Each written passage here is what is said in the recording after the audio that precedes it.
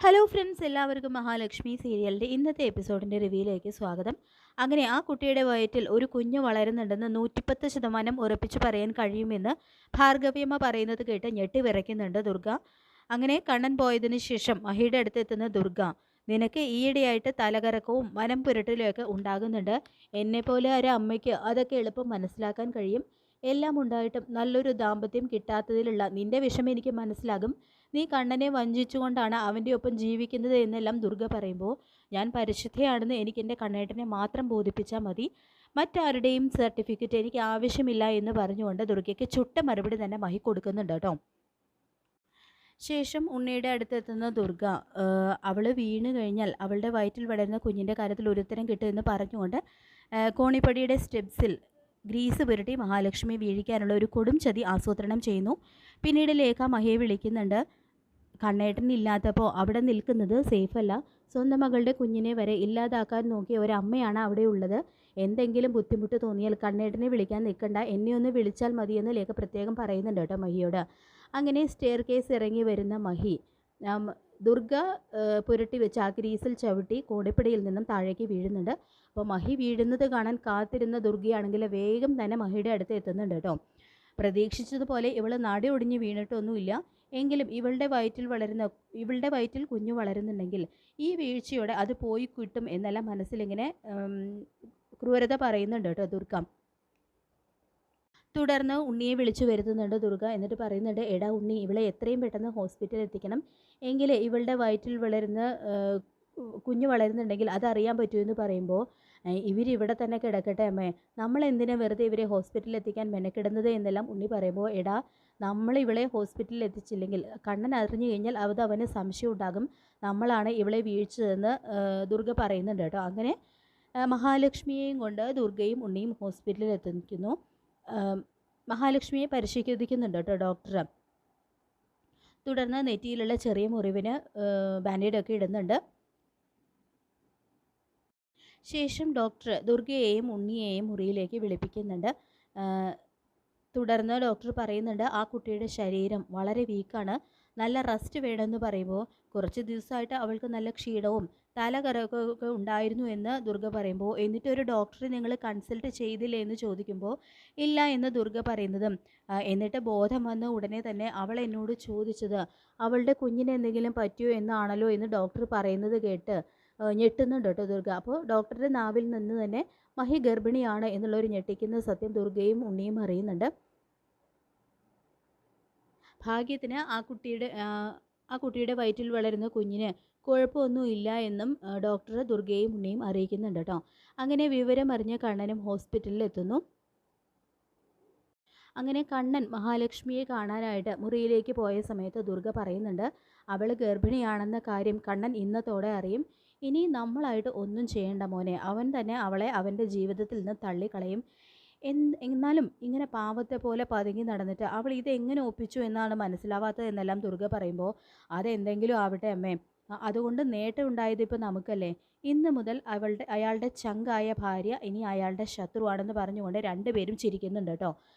അവർ കണ്ണേട്ടൻ്റെ ജീവിതത്തിൽ നിന്ന് പോയി കഴിഞ്ഞാൽ പിന്നെ കരുണ നിൻ്റെ ജീവിതത്തിലേക്ക് തിരികെ വരും മോനെ എന്നും പറഞ്ഞ് രണ്ടുപേരും കൂടി മതിമറന്ന് സന്തോഷിക്കുകയാണ് കേട്ടോ ചെയ്യുന്നത്. ശേഷം കണ്ണൻ മഹിയെ കാണാനായിട്ട് മുറിയിലെത്തുന്നു. അപ്പോൾ മഹിയുടെ കിടപ്പ് കാണുമ്പോൾ തന്നെ സഹിക്കാൻ കഴിയുന്നില്ല കേട്ടോ കണ്ണന്. അപ്പോൾ എന്താ മഹി സംഭവിച്ചതെന്ന് കണ്ണൻ ചോദിക്കുമ്പോൾ, എനിക്കറിയില്ല കണ്ണേട്ടാ, ഞാൻ സ്റ്റെയർ കേസ് ഇറങ്ങി താഴെ വരുമായിരുന്നു, പെട്ടെന്ന് കാല് സ്ലിപ്പായി വീണതാണ്. ഭാഗ്യത്തിന് നമ്മുടെ കുഞ്ഞിനും ഒന്നും സംഭവിച്ചില്ല. ബോധം വന്ന ഉടനെ തന്നെ ഞാൻ ഡോക്ടറോട് അതാണ് ചോദിച്ചത് എന്നെല്ലാം മഹി പറയുമ്പോൾ, തലനാരിഴയ്ക്കാണ് താൻ രക്ഷപ്പെട്ടത്. തന്നെ വീഴിക്കാനായിട്ട് മനഃപൂർവ്വം എൻ്റെ രണ്ടാനമ്മയും ഉണ്ണിയും ശ്രമിച്ചതാണോ എന്നുള്ള കാര്യത്തിൽ എനിക്ക് നല്ല സംശയമുണ്ട്. ഈ ഒരു അവസ്ഥയിൽ താൻ കമലേശ്വരത്ത് സേഫല്ല. അതുകൊണ്ട് നെഞ്ചു പൊട്ടുന്ന വേദനയോടെ നമുക്കൊരു നാടകം കളിക്കേണ്ടി വരുമെന്ന് കണ്ണൻ പറയുമ്പോൾ, കണ്ണേട്ടൻ എന്താ ഉദ്ദേശിക്കുന്നത് എന്ന് മഹി ചോദിക്കുന്നതും, നമ്മുടെ കുഞ്ഞ് ജനിക്കുന്നത് വരെ താൻ ലേഖയുടെയും അനന്തുവിൻ്റെയും വീട്ടിൽ നിൽക്കണം. താൻ എന്നെ വഞ്ചിച്ചു എന്ന് മനസ്സിലാക്കിയപ്പോൾ ഞാൻ തന്നെ ഉപേക്ഷിച്ചു എന്ന് വേണം നമ്മുടെ ശത്രുക്കൾ കരുതാൻ. ഇപ്പോൾ നമുക്ക് നമ്മുടെ കുഞ്ഞിൻ്റെ ജീവനാണ് വലുത്. അതിനുവേണ്ടി നമ്മൾ രണ്ടുപേരും തൽക്കാലത്തേക്ക് രണ്ടിടത്തേക്ക് കഴിയേണ്ടി വരുമെന്ന് കണ്ണൻ പറയുന്നത് കേട്ട് അല്പം സങ്കടത്തോടെയാണെങ്കിലും മഹി അതിന് സമ്മതിക്കുന്നുണ്ട് കേട്ടോ. ശേഷം കണ്ണൻ നേരെ ദുർഗയുടെയും ഉണ്ണിയുടെയും അടുത്തേക്കാണ് ചെല്ലുന്നത്. അപ്പോൾ അവരെ കാണുമ്പോൾ തന്നെ കൊല്ലാനുള്ള ദേഷ്യമുണ്ട് കേട്ടോ കണ്ണനെ. എങ്കിലും അത് മറച്ചു വെച്ചുകൊണ്ട് പറയുന്നുണ്ട്, നിങ്ങളൊക്കെ പലതവണ പറഞ്ഞപ്പോഴും ഞാനത് വിശ്വസിച്ചില്ല. പക്ഷേ ഇപ്പോൾ എനിക്ക് എൻ്റെ തെറ്റും മനസ്സിലായി. ഈ വീഴ്ച അതിനുള്ള ഒരു നിമിത്തം മാത്രമാണെന്നാണ് ഞാൻ കരുതുന്നത്. അതുകൊണ്ട് മഹാലക്ഷ്മിയുടെ വയറ്റിൽ ഒരു കുഞ്ഞ് വളരുന്നുണ്ട് എന്നുള്ളൊരു സത്യം എനിക്ക് മനസ്സിലാക്കാൻ കഴിഞ്ഞു. ഇത്ര നാളും എൻ്റെ ഭാര്യ എന്നെ വഞ്ചിക്കുകയായിരുന്നു. ഇനി എനിക്ക് മഹാലക്ഷ്മിയെ സ്നേഹിക്കാൻ കഴിയില്ല. ഞാൻ എൻ്റെ ഭാര്യയെ ഉപേക്ഷിക്കാൻ തീരുമാനിച്ചു കഴിഞ്ഞു എന്ന് കണ്ണൻ പറയുന്നത് കേട്ട് എന്തെന്നില്ലാതെ സന്തോഷമാവുന്നുണ്ട് ദുർഗയ്ക്കും ഉണ്ണിയും. അവർ കേൾക്കാൻ കാത്തിരുന്ന ഒരു വാർത്ത കണ്ണൻ്റെ നാവിൽ നിന്ന് തന്നെ പറയുമ്പോൾ ലോകം കീഴടക്കിയ സന്തോഷമാവുന്നുണ്ട് കേട്ടോ ദുർഗയ്ക്കും ഉണ്ണിക്കും. പിന്നീട് കണ്ണൻ മഹാലക്ഷ്മിയെയും കൂട്ടി അനന്തുവിൻ്റെയും ലേഖയുടെയും വീട്ടിലെത്തുന്നുണ്ട്. അപ്പോൾ എല്ലാം കേട്ടതിന് ശേഷം അനന്തു പറയുന്നുണ്ട്, ഇങ്ങനെ ഒരു നാടകം കളിക്കുന്നതിന് പകരം നീ അവരെ രണ്ടുപേരെയും കമലേശ്വരത്ത് നിന്നും അടിച്ചിറക്കുകയാണോ വേണ്ടത്? അത് നിൻ്റെ വീടാണ്, നിൻ്റെയും മഹിയുടെയും വീട്. നിങ്ങളവിടെ ഈ സമയത്ത് സന്തോഷമായിട്ട് ജീവിക്കുകയാണ് വേണ്ടത് എന്നെല്ലാം അനന്തു പറയുമ്പോൾ, അതൊന്നും എന്നെക്കൊണ്ട് ഇപ്പോൾ പറ്റില്ല അനന്തു. പ്രസവം കഴിയുന്നത് വരെ മഹി ഇവിടെ തന്നെ നിൽക്കട്ടെ എന്ന് പറയുന്നുണ്ട് കേട്ടോ കണ്ണൻ.